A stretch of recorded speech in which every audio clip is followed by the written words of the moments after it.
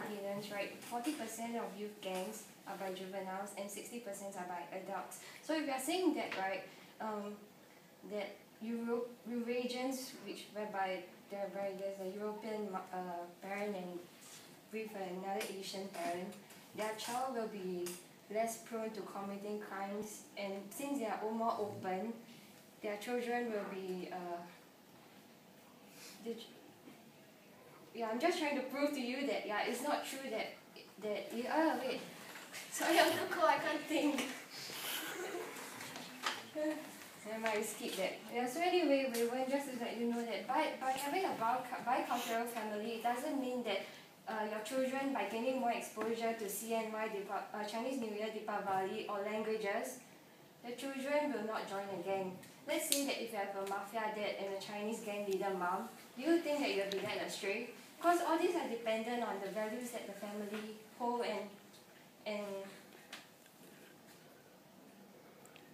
based on the values that the family holds, and whether your parents are able to instill the right values to bring you on the right path to growing up and not joining youth gangs. And secondly, Dave also mentioned that Dave also mentioned about divorce rates, and that single families have a higher percentage of divorce rates. And divorce rate is not dependent on your race or your culture. It's dependent on both parties, whether they get along well or not. So by saying that whether the parents, that single cultural family, there's a higher divorce rate, it doesn't signify anything at all.